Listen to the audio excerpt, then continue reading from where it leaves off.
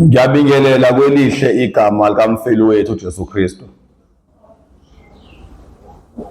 Namhlanje ngizokhuluma ngoDavide. uDavide uyabuza uNkulunkulu ukuthi, Nkosi, abanjani abayokhuphukela entabeni yakho engcwele na?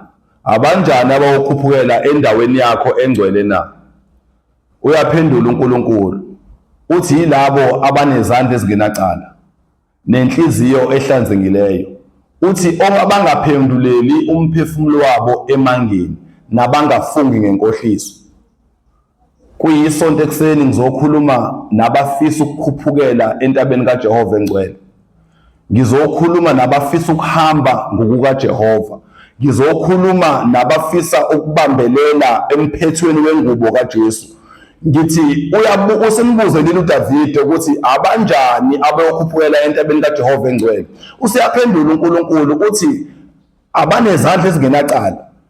Number 1. Number 2, abayinhliziyo zabo zihlanzekile. Number 3, abangaphenduleli umphefumulo wabo emangeni nabangafungi ngenkohliso.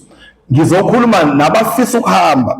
Ake sibhekeni lezi zinto eziwu-3 eseyibalela uNkulunkulu ukuthi sihamba ngako yini ukuze sihambe ngey'miso zakhe, ngoba uma sifisa ukuhamba siyongena empumelelweni kumele sihambe ngohambo lwasempumelelweni. Kungenzeka ukuthi ufisa ukuyongena empumelelweni kodwa uhambo lwakho akusilo lwasempumelelweni. Ngizothi namhlanje uma ufisa ukungena embusweni kaJehova awuhambe ngendlela uJehova asho ngayo. Bengenzeka ukuthi wena uyakholwa kodwa ukukholwa kwakho awenzi izinto uNkulunkulu ayifisayo enkonzweni, kodwa wena ufisa ukuyongena embusweni kaJehova. Ngicela namhlanje sifundeni kabusha ukuthi cha, uma ufisa ukuyongena ukukhuphukela entabeni kaJehova uhamba ngey'miso zikaJehova. Nibe nosuku oluhle. Happy Sunday.